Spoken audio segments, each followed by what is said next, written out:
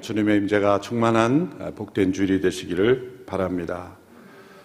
성탄을 기다리는 이 대림절 기간에 우리는 이 대한민국이 직면한 위기, 또 가장 중요한 문제, 또 어쩌면 이 코로나 팬데믹보다 더 심각한, 더 중요한 위기를 우리가 다루며 대림절 2주차를 보내고 있습니다. 오늘은 저출산에 관한 문제를 우리 하나님의 말씀을 통해서 대안을 찾고자 하는 주간입니다. 매년 우리가 성탄절을 맞이하면서 엔젤 트리를 진행하고 있습니다. 수천 사연을 우리가 함께 연결해서 주의 사랑을 나누는 일인데요. 또 아직 연결되지 않은 사연들은 또 2주 안에 잘 연결되리라고 믿습니다.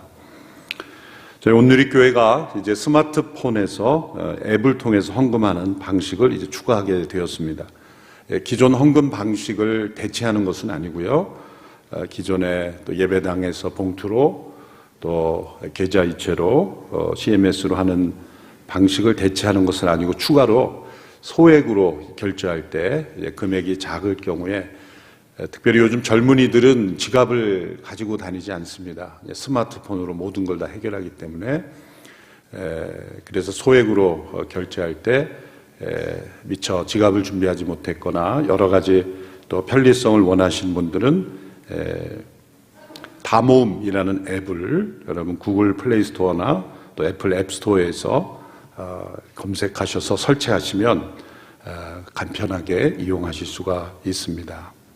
특별히 온라인으로 예배드리는 분들은 또 스마트폰이나 이런 모니터 탭으로 이용하는 경우에 그 QR 코드로도 간편히 바로 예배 시간 내에 헌금할 수 있는 편리성도 있습니다. 자세한 내용은 신문을 참조하시고 또 궁금하신 사항은 목회 지원실로 문의하시기 바랍니다. 온누리교회 예배 예약 어플이 또 업그레이드돼서 출시됐습니다.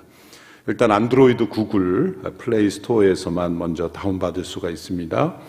기존의 예배 예약의 어려움이 몇 가지 발견된 것을 보완해서 이제 여러분들이 이 어플을 통해서 더 간편하게 정확하게 하실 수가 있습니다. 우리 차세대 온라인 가족 카드가 제작되었습니다. 차세대 자녀들이 지금 예배당에 거의 나오지 못하는 그런 상황 속에서 온라인으로 등록을 희망하는 학생이나 또 보호자들은 신청해 주시면 저희가 잘 돌보도록 하겠습니다.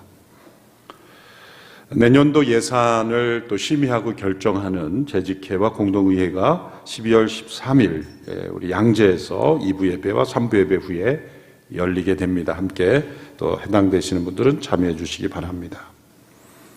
겨울철이 되면서 코로나 이 감염이 더 확산되고 또 서울시에서는 9시 이후에 대중교통이 대폭 감소되고 감축되고 또 거의 중단되는 그런 상황이 있습니다. 그래서 별도의 공지가 있을 때까지 저녁 9시 예배를 저희가 드리게 되면 스태프들이나 또 성도들이 또 교통이나 여러 가지 큰 어려움을 겪기 때문에 저희도 9시 예배를 일시 중단하기로 했습니다. 양해해 주시기 바라고 또 이러한 겨울철의 팬데믹 상황이 더 심해지기 때문에 저희가 매해 작은 예수 40일 새벽 기도회를 진행했는데 새벽이니까 괜찮은 것은 아니고 아무래도 더 모이게 되고 또 그 준비하기 위해서 찬양이나 스태프들 여러 가지 이 상황이 미팅이 많아지기 때문에 올해는 이런 팬데믹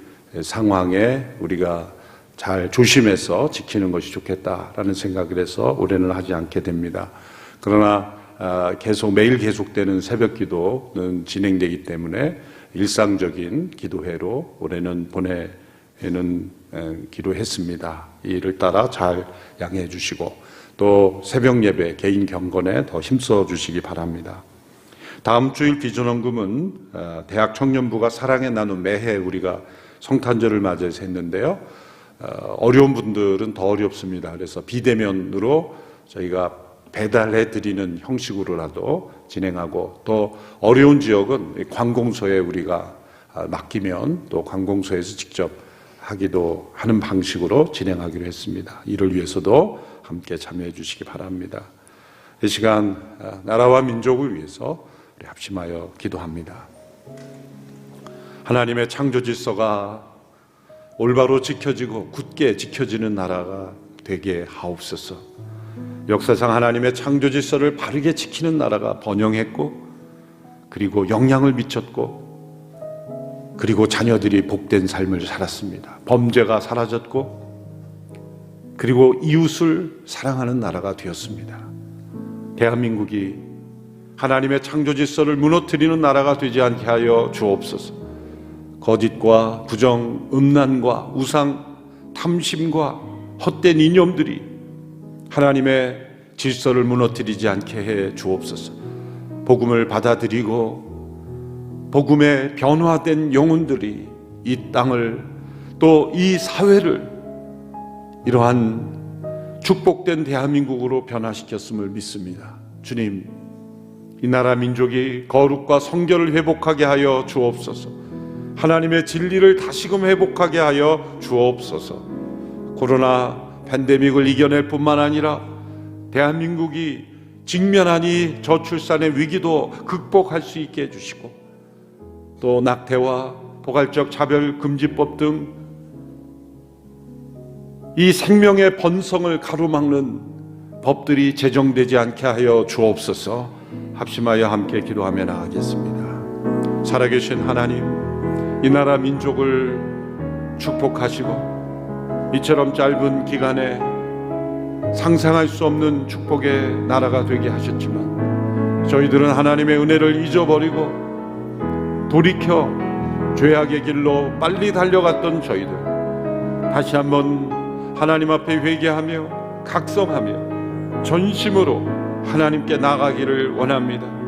주님, 저희들을 긍휼히 여겨주시고 불쌍히 여겨주시고 다시금 회개의 역사가 이 대한민국에 일어나게 하시고, 하나님을 대적하며 하나님의 창조 질서를 거스르는 그러한 일들이 인권과 문화의 이름으로 합법화, 합리화되지 않게 해주시고, 하나님을 경외하며 하나님 앞에 바로 서는 나라가 되기를 간절히 원합니다. 주님의 몸된 교회들이 위축되거나 연약해지지 않게 해주시고, 이 코로나 팬데믹 상황을 잘 이겨낼 뿐만 아니라 하나님 더욱 경외하며 사랑하며 하나님의 말씀이 이 대한민국에 온전히 역사되는 나라가 될 수 있도록 하나님 역사해 주시고, 이 나라가 직면한 저출산의 위기, 또 낙태와 또 동성애 합법화를 통한 하나님의 생명이 역사하도록 하지 못하는 모든 법들이 제정되지 않게 해주시고,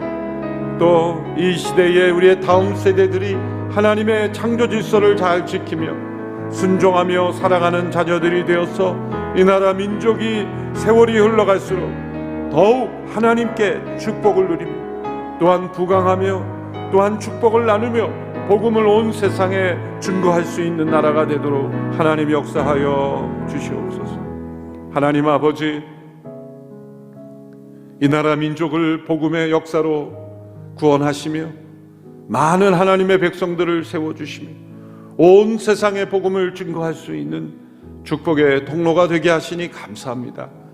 저희들이 하나님의 은혜를 잊어버리고 그 축복 속에 타락하여 이 나라 민족 가운데 거짓과 부정과 음란과 헛된 우상과 탐심이 가득하게 되었음을 주님 앞에 회개하며 다시금 하나님의 말씀으로 돌아가며 하나님의 창조 질서로 되돌아가며 인간의 헛된 욕망과 욕심과 치우친 이념과 우상을 합리화 합법화하지 아니하도록 이 땅을 고쳐 주시옵소서. 생명을 만홀히 여기며 또 낙태를 합법화하며 또한 동성애를 합법화하는 일들이 일어나지 아니하도록 하나님 이 땅을 지켜 주시옵소서. 주님의 몸된 교회가 강건해지게 하여 주시고 복음의 능력과 성령의 역사로 충만케 하여 주셔서 이 땅을 변화시키는 축복의 통로가 되게 하여 주옵소서. 다 함께 모이지 못하고 제한된 인원만 모여 예배드리는 모든 상황을 긍휼히 여겨 주시고 속히 이 모든 바이러스가 종식되게 하여 주시옵소서. 함께 예배드리지 못하고 흩어져 영상으로 참여하는 모든 성도들에게도 동일한 은혜를 허락하여 주시옵시고, 우리가 마음을 다하여 하나님을 더 깊이 사랑하는 기간이 되고, 이 재난을 통하여 우리 믿음이 더욱 견고해지게 하옵시며, 이 위기 속에서 어려운 경제적 위기 가운데 처한 모든 지체들, 이 대한민국을 붙잡아 주시옵소서. 위정자들에게 올바른 판단, 분별력, 겸손함 허락하여 주시옵소서. 예수님의 이름으로 기도합나이다. 아멘. 인구 절벽이라는 단어를 한 번쯤은 들어보셨을 겁니다. 15세에서 64세의 생산 가능한 인구의 비율이 급속도로 줄어들어서 결국 국가, 경제 흐름이 붕괴되는 결과를 초래하는 현상을 일컫습니다. 바로 대한민국이 이런 인구 절벽의 위기에 처한 나라입니다. 코로나 바이러스로 인하여 사망하는 숫자보다 모태에서 사망하는 인원이 더 크기 때문이기도 할 것입니다. 낙태만 하지 않았어도 이 나라의 인구 문제는 일어나지 않았을 것입니다. 또한 생명을 존중하는 문화가 이 땅에 있었다면 이러한 일들이 일어나지 않았을 겁니다. 또한 생명을 존중하는, 그리고 생명 번성의 축복이 얼마나 큰 것인가를 깨달았다면 이런 나라가 되지 않았을 겁니다. 2020년 상반기 올해 6월까지 합계 출산율이 0.84명입니다. 세계 출산율이 2.1명인데요. 이보다 훨씬 낮죠. 이러한 추세로 가면 2030년부터는 인구가 줄어드는, 지금은 적게라도 늘어나고 있는 상황이지만 2030년부터는 인구가 줄어드는 나라가 되는 그런 상황입니다. 요즘 우리는 모이지 못하는 그런 위기를 겪고 있는데, 이제 앞으로 다가올 위기는 모일 사람들 자체가 없는 그런 위기입니다. 다른 차원의 위기죠. 현재 우리나라가 OECD 국가 중 가장 출산율이 낮은 국가입니다. 이런 현상이 계속되면 전 세계에서 가장 적게 출산하는 나라가 되고, 그리고 2050년도에는 세계 최고령 국가가 되고, 결국 영국의 옥스퍼드 연구소에서 발표한 대로 지구상에서 가장 먼저 소멸할 위험에 처한 국가가 된다는 거죠. 매우 심각한 분석입니다. 이미 10여 년 전부터 국가 정치가 위정자들이 이러한 문제를 인식하고 막대한 예산을 투자해서 120억 이상의 예산을 이미 투자해서 해보려고 했지만 전혀 달라지지 않고 더 이러한 출산율은 저하되고 있습니다. 이것은 정치가 해결할 수 없다는 거죠. 하나님의 백성들, 교회가 이러한 생명 번성의 축복이 하나님의 말씀에 기록되어 우리가 묵상하고 순종하는 하나님의 백성들로부터 이 저출산을 극복하는 그러한 대안이 나오고 또 이러한 실천이 뒤따라야 한다는 것을 말씀하고 있습니다. 이러한 때에 하나님께서 우리에게 복 주시고 명령하신 이 축복의 명령, 창세기 1장 28절에 생육하고 번성하라, 땅에 충만하라 하신 이 하나님의 명령을 우리가 기억하는 것, 그리고 이 명령이 왜 주어졌는가, 이 명령대로 순종하지 않았을 때 우리가 겪는 위기들, 우리가 지금 겪고 있는 것입니다. 인구 절벽의 위기에 처한 이 대한민국이 이 생명의 축복, 이 명령에 담긴 이 복, 그 복을 회복할 수 있게 되기를 원합니다. 하나님께서 인간을 창조하실 때 하나님의 형상으로 창조하셨습니다. 인간을 하나님의 형상대로 창조하셨다는 것은 외형적인 면에서 하나님을 닮았다는 의미가 아닙니다. 형상이라고 했으니 영어로는 이미지라고 번역을 하는데, 형상이라고 했으니 원형이 있다는 거죠. 인간이 인간다울 수 있는 것은 원형이신 하나님과 연결되어 있을 때, 특별한 교제를 나눌 때, 그분과 교통할 때, 그분과 연합될 때 이 형상은 능력을 발휘하는 것이죠. 하나님께서 창조하신 인간 외에 자연 속에도 하나님의 영광은 나타납니다. 하나님의 능력은 나타납니다.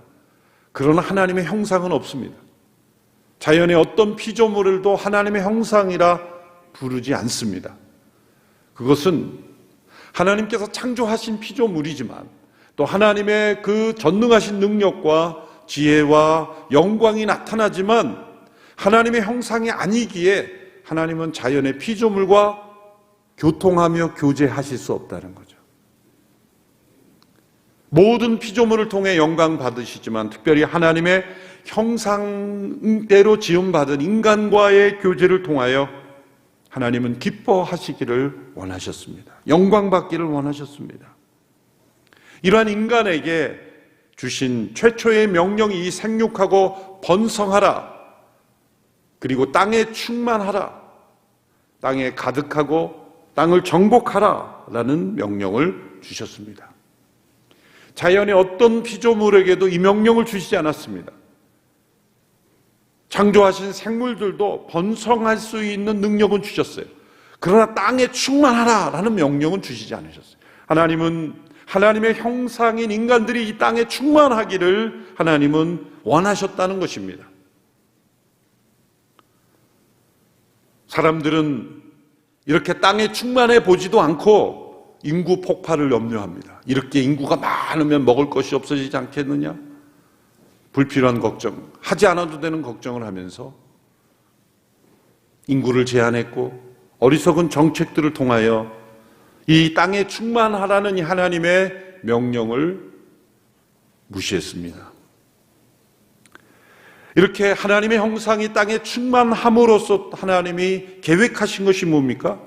하나님의 대리자로서 이 땅의 모든 피조물을 다스리는 통치자로 인간을 세우신 것입니다. 하나님과 연결된 원형이신 그 하나님과 연결된 하나님의 형상들이 이 땅에 충만함으로 하나님께서 만드신 세상의 모든 만물을 통치할 수 있는 세상. 그러므로 이 세상의 모든 피조물은 인간을 통하여 하나님께 나아가는 거예요. 인간이 어떤 역할을 하는 거예요? 제사장 역할을 하는 거예요.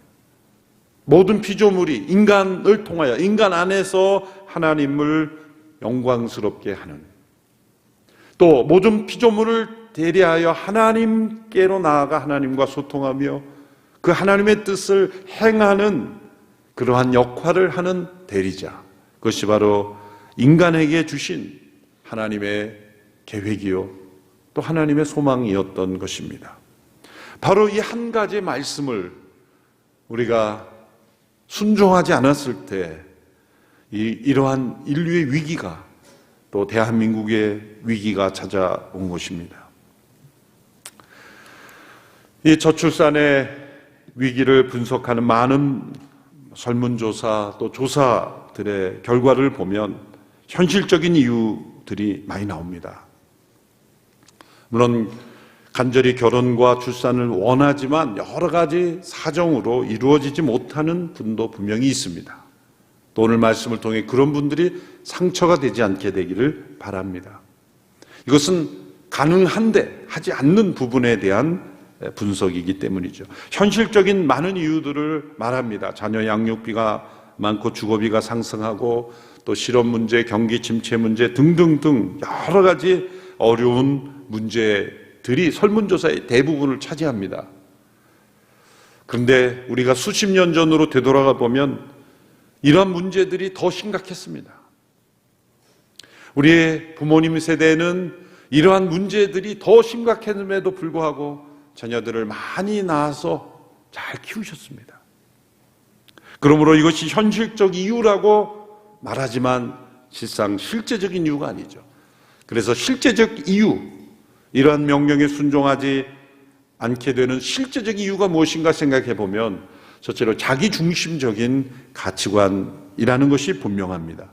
미국에서 유행돼 우리나라에도 들어온 욜로라는 단어 있죠. 한 번뿐인 인생 자기중심적으로 살아는 거죠. 딩크족이라는 말, 더블 인컴, 노 키즈.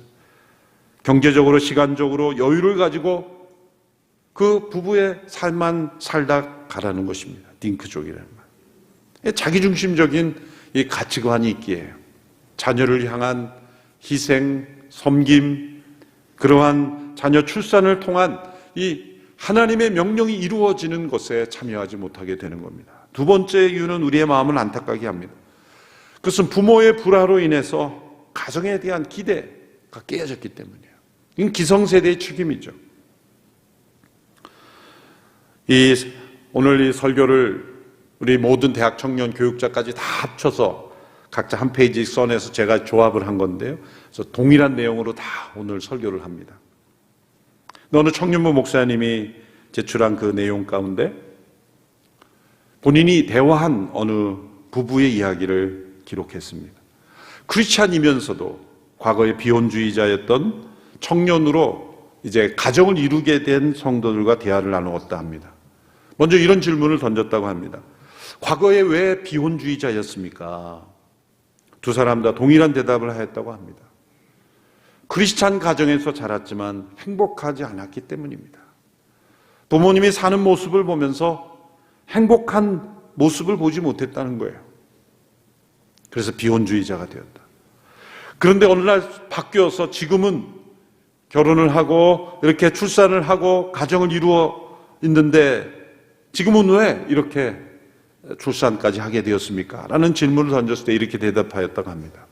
온누리교회 출석하면서 행복한 가정을 많이 보게 되는 생각이 바뀌었습니다. 이것이 교회의 책임입니다. 참 이 말에 위로가 되더라고요. 온누리교회 출석하면서 행복한 가정들을 많이 보면서 나도 가정을 이루어 결혼하고 출산을 해야 되겠다. 바로 이것이 교회의 역할입니다. 오늘 이 시대 수많은 젊은이들이 결혼 자체, 가정 자체에 대하여 부정적 생각을 가지게 된 것, 그것은 우리 기성세대들이 회개하고 돌이켜야 될 문제인 것이, 이것이 우리의 다음 세대의 저출산까지 이어지는 그러한 일이 일어났다는 것입니다. 셋째로 생명의 참된 가치를 잃어버린 것입니다. 최근 10대, 20대 젊은이들 가운데 어린 생명들을 가혹하게 다루고 또 심지어 자신이 낳은 생명도 죽음에 이르게 한 끔찍한 일들이 지금 일어나고 있죠. 생명이 얼마나 소중한지 알지 못하는 무지 때문에 이러한 일들이 일어나고 있습니다. 이러한 세대에 우리는 하나님께서 우리 인간에게 주신 이 출산의 가치를 다시 발견해야 됩니다. 첫째로 이 출산은 하나님의 창조에 동참하는 거예요. 우리가 창조하는 것은 아니고 하나님이 창조하시지만 생명이 또 다른 생명을 낳는 것, 이것은 하나님의 형상이 이 땅에 태어나게 하시는 하나님의 창조에 귀한 통로가 되고 동참하는 그 자체가 은혜인 것입니다. 두 번째로 하나님의 구원을 우리가 전하는 것입니다. 다 성장한 성인을 전도하기 얼마나 힘듭니까? 자신의 이 세상적인 세계관, 하나님 없는 세계관, 가치관, 자기중심적인 가치관에 물들어 있는 이 성인을 예수 믿게 하는 게 얼마나 힘듭니까? 그런데 태어난 아기를 믿음으로 잘 양육하고 10세 이전에 부모의 말이라면 따르는 자녀들을 부모들이 믿음으로 양육한다면 얼마나 그것이 훌륭한 전도요, 확실한 전도입니까? 그런데 만일 그 자녀가 이교도 가정에서 자라났다고 생각해보세요. 요즘 이슬람 교도들은 평균이 8명씩 낳습니다. 한 가정당. 8배속이에요. 8배속. 증가 속도가. 크리스찬 가정은 1명 날까 말까 하는데 이 이슬람 가정은 8명씩 난다고 생각해보세요. 이 세상이 어떻게 변하겠어요? 우리 대한민국에도 지금 많은 이교도들이 증가하고 있는데 지금은 기독교인이 비율이 많다고 하지만 언제 이게 뒤바뀔지 모르는 거예요. 우리 차세대 주일학교들은 점점 감소하고 있고 이교도들은 점점 증가하고 있다면 어떻게 이 문제를, 이거는 우리가 아무리 전도하고 선교해도 따라갈 수 없는 속도예요. 한 사람을 예수 믿게 하기가 얼마나 힘든데 8명씩 불신자들, 이교도들이 나온다고 생각해보세요. 하나님 없다고 주장하는 사람들이 나온다고 생각해보세요. 최고의 전도는 출산입니다. 최고의 전도는 출산입니다. 믿는 크리스찬 가정에서 많이 나오므로 그 최고의 전도죠. 최고의 선교입니다. 지난주 이봉 목사님이 타교에 이제 다자녀에 이렇게 포상도 한다 그러는데 한번 대책을 세워봐야 되겠어요. 그것이 만일 효과가 있다면 해야죠. 그러나 그것 때문에 하게서는 안 되죠. 그것 때문에 해서는 안 되지만 어떻게든 교회 안에서 출산이 장려되고 이런 생명을 통해 구원을 전하는 효과적인 일들이 일어나야 된다. 셋째로 이 하나님의 은혜를 나누는 거죠. 한 생명이 세상에 태어날 때 하나님께서는 어머니의 품을 먼저 주문해요. 아버지의 품을 먼저 준비하십니다. 온 세상을 다스리시며 인간을 돌보시는 하나님의 축복의 통로가 되는 것입니다. 그리고 그 부모의 사랑을 통해 하나님 아버지의 사랑을 깨닫게 됩니다. 그래서 부모가 책임을 다하지 않을 때 그 영혼은 분명히 하나님과 올바른 관계를 맺지 못합니다. 아버지 학교에서 조사한 결과에 의하면 교도소에서 심각한 죄에 연루되어 교도소에 있는 사람들의 70% 이상이 아버지와 올바르지 않은 관계에 있는 거예요. 육신의 부모의 사랑은 하나님의 은혜의 통로가 되는 것이고 정반대가 될 수도 있는 겁니다. 이제 우리에게 필요한 것은 믿음의 결단입니다.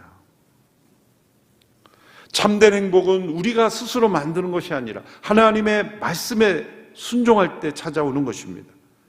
성경에 보면 어려운 환경과 상황 속에서도 이 하나님의 말씀에 순종함으로써 이 생명의 출산에 참여함으로 하나님의 이 놀라운 역사에 쓰임받은 사람들이 있습니다. 첫째가 이 모세의 부모들이죠.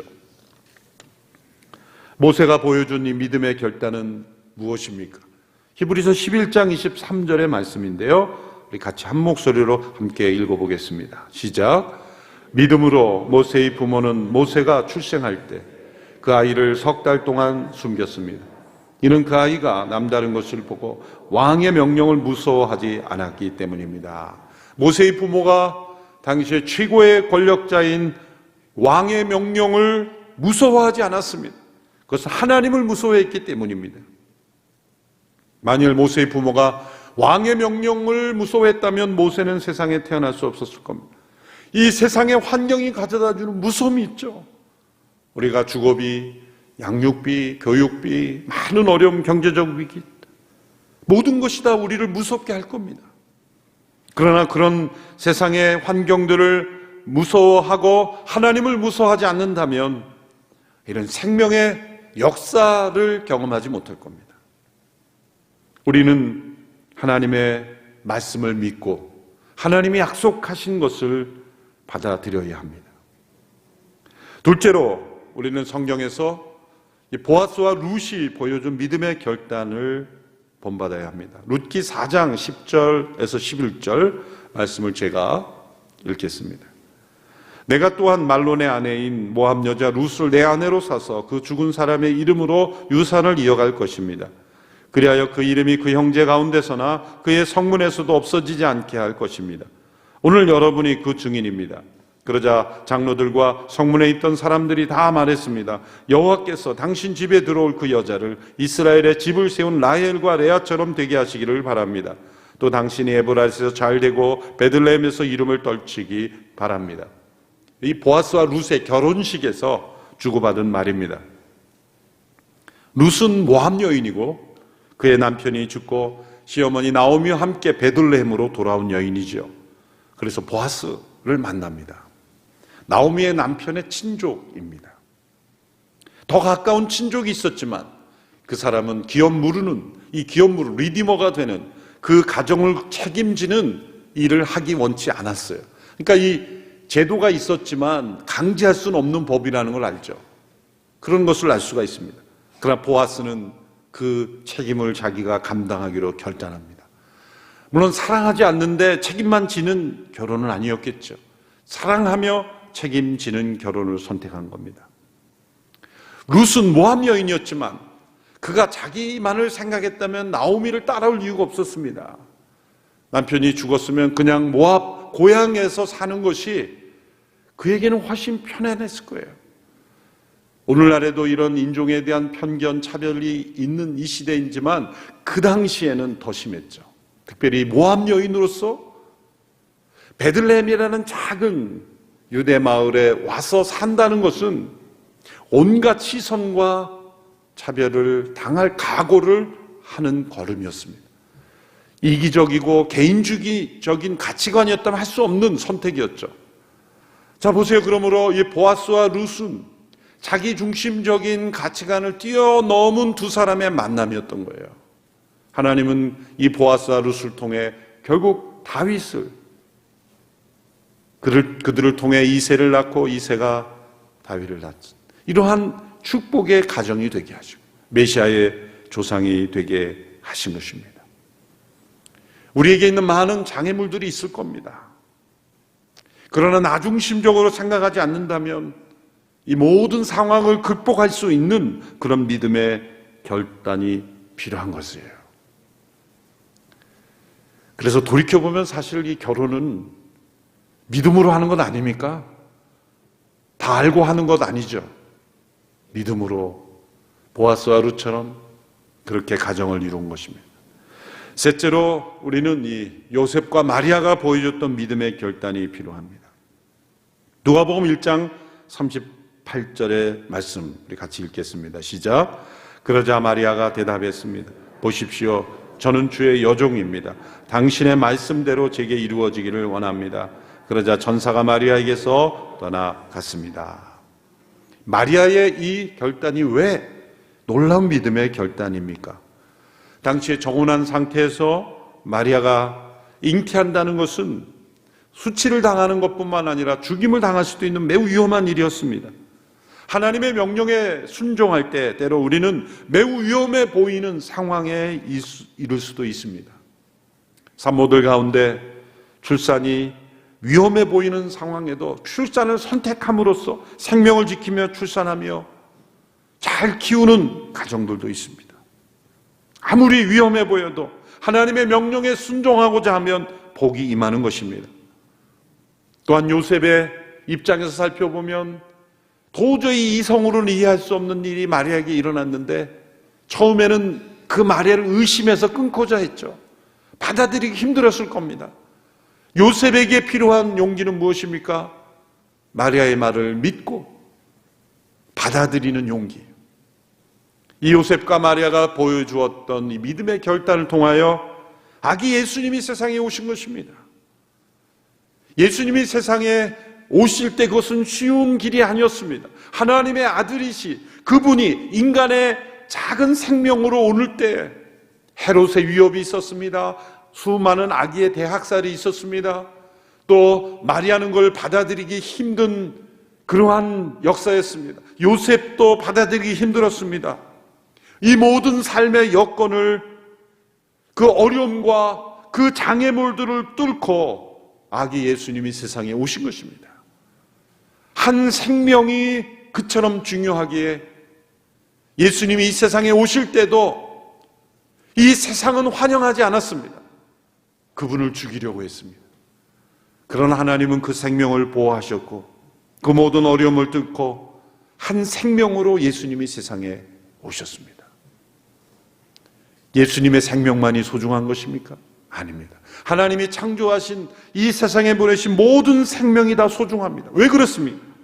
그 육신의 생명이 왜 중요합니까? 그 육신의 생명에 그리스도의 부활이 생명이 임함으로써 우리가 영원한 생명을 누리기 때문이에요. 이것은 영원으로 이어지는 생명이 되기 때문입니다. 그러므로 영원한 나라의 영원한 생명을 우리가 누리는 이 백성들이 하나님의 나라에 충만하게 되는 하나님의 비전에 우리 모두가 동참해야 합니다. 세상에 주는 많은 위험, 두려운 모든 악조건들을 하나님께서 이기도록 도와주실 줄로 믿습니다. 그래서 이제 내년, 내후년, 장차 10년 이내로, 이게 1, 2년 내로는 회복되기 어렵습니다. 한번 이 출산이 이렇게 감소되면요, 다시 회복되는데 오랜 시간이 걸립니다. 그리고 인구가 완전히 붕괴로 나아가면요, 사실 다시 회복된 나라가 없습니다. 역사상. 우리나라는 10년 이내에 반등을 해야 합니다. 그렇다면 우리 가정들, 하나님의 백성들의 가정들이 나서야 합니다. 이 일을 최고의 기도 제목으로 여기고 우리가 이 생명이 번성하는 축복을 누리는 대한민국이 되도록, 그리고 믿는 이들의 가정에서 자라난 이들이 더 많아지도록, 그래서 한국 교회의 성도들이 더 많아지도록 그런 축복이 다시 회복되기를 우리가 기도하는 우리 모두가 되기를 축원합니다. 기도하겠습니다. 하나님 아버지, 대한민국이 직면한 이 심각한 위기 상황을 하나님의 말씀을 붙잡고 다시 우리가 극복할 수 있게 되기를 원합니다. 많은 현실적인 이유를 뛰어넘어 또 우리 안에 내면적인 그런 이유를 뛰어넘어 이 말씀을 붙잡고 순종함으로 생명 번성의 축복을 누리는 대한민국이 되게 하옵소서. 예수님의 이름으로 기도하옵나이다. 아멘. 다 같이 자리에 일어나셔서 함께 봉헌 찬양 드립니다.